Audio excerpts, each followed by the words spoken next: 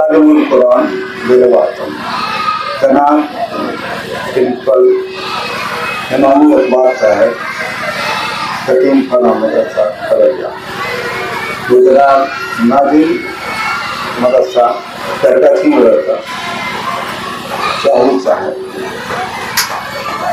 और दीगर मेहमान और प्यारे बच्चे,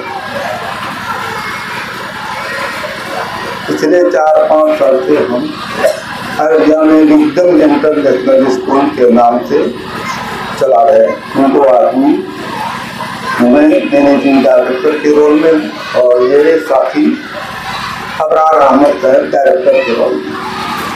वहीं से हमें हिम्मत मिली और हमने देखा कि अपने गांव में बच्चों के लिए जो रिक्वेस्ट किया तो बच्चे के गार्जियन बताए कि हमारा बच्चा अभी 4 साल 5 साल का है और जो बच्चे वहाँ हमारे पास जाते हैं तो मालूम होती है उसकी उम्र 8 साल 9 साल हो जाती है और उसका एडमिशन होता है नर्सरी में, मतलब 8 साल 9 साल की उम्र में वो नर्सरी में दाखिला देता है हमारे स्कूल में।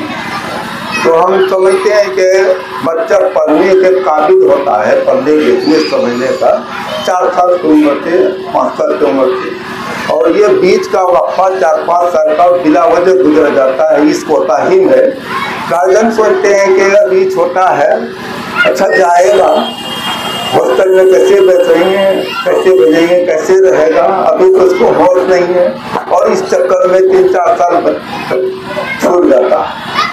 और उसके बाद वो कहते हैं कि हमारा बच्चा को 5 क्लास में लिख देंगे, हमारा बच्चा को 6 क्लास में लिख देंगे।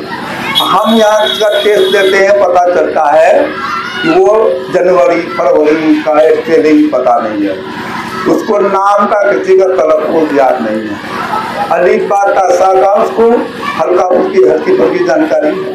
और वहाँ ये देखते हैं कि 4-5 साल का वक्फा उसका बहुत बेकार चला गया। और इसको देखते हुए हमने समझा कि हमारे गांव बखरा में जो एजुकेटेड गांव कहलाते थे कभी और अभी भी है माशाअल्लाह, तो वक्त की बर्बादी हो रही है और यहाँ कोई ढंग का सलीके का जो तालीम में मेयार दे सके ऐसा नहीं है। ऐसे बेरोजगारी के तहत बहुत सारे स्कूल खुले हुए हैं, क्या हुआ है, बहुत सारे स्कूल खुले हुए हैं लेकिन वो लोगों के डिमांड को पूरा नहीं कर पा रहे हैं। माइक आवाज नहीं कर रहा क्या? और इसी में माइक कम नहीं कर रहा है, माइक कम कर रहा है, डिमांड को पूरा नहीं कर पा रहे। हमने सोचा कि अगर हमसे कुछ हो सकता है तो ये तमाम मासूम बच्चों के, नन्हे मुन्ने बच्चों का जो 2-4 साल का वक्त को हम बचाने की कोशिश करते हुए एक इदारा बढ़िया सा जिसमें फुल्ली प्रूफ हो और किसी तरह का माहौल अच्छा हो, किसी तरह का बाहरी किसी तरह का परेशानी ना हो, इसके तहत हमने ये कोशिश की है। और मेरा इरादा ये है कि हम बुनियादी तालीम 4 ज़बानों में उसको कुदरत हासिल कराने का उसको अहद करते हैं और उसके लिए बेहतरीन उस्ताद से हम उसको कराएंगे। पहला काम करेंगे कि हम मुसलमान हैं, इस्लाम के मानने वाले हैं, तो इसलिए हमारा फ़र्ज बनता है अलीफ बा ता सा से हम पहला शुरू करेंगे और इसको हम मुकम्मल तख्ती नंबर के साथ इजरा के साथ हम उसको बनाना चाहते हैं। हर एक बच्चे को नूरानी कायदा, अगर मेरे स्कूल में कोई बच्चे का दाखिला होता है, वो अगर 2 साल या 3 साल पढ़ते हैं तो वो उसका तख्ती नंबर के साथ नूरानी कायदा उसका मुकम्मल कराएंगे। और वो 2 साल या 3 साल के बाद अगर वो चाहेंगे कि हमको हिफ्ज़ करना है या मौलवी में एडमिशन लेना है तो वो 2 साल 3 साल को वहाँ पर जा कर के, चाहे अक्कलकुआं हो, सहारनपुर हो, वहाँ जा कर के उसको ये दोबारा उसको नूरानी कायदा पढ़ने का जरूरत ना पड़े, उसके साथ हम ये इरादा किए हुए हैं। दूसरा, बेसिक तालीम जो बुनियादी वर्ड स्टॉक हमारे अंदर में क्या है। बच्चे के अंदर में हम लोग जब पढ़ते थे डेली 10-20 वर्ड हम लोगों को याद करने के लिए दिया जाता था।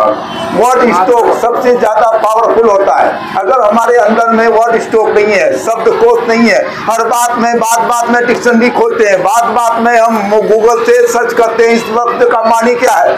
हमारे पास वर्ड स्टॉक होना चाहिए। वर्ड स्टॉक कैसे आएगा? वर्ड स्टॉक आएगा जब हम बच्चों को बेसिक जानकारी के दौरान ज्यादा से ज्यादा शब्दों का, ज्यादा से ज्यादा लफ्जों का, ज्यादा से ज्यादा वर्ड का हम याद कराने की कोशिश करेंगे। वर्ड स्टॉक ही एक किताब एक हरफ से एक लफ्ज बनता है। आजान हो रही है, रुक जाते हैं।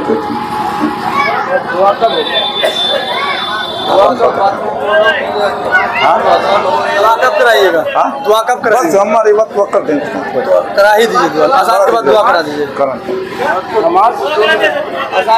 है कि वीडियोस आप तक जो पहुंचा, आपने देखा, आपको पसंद आया होगा।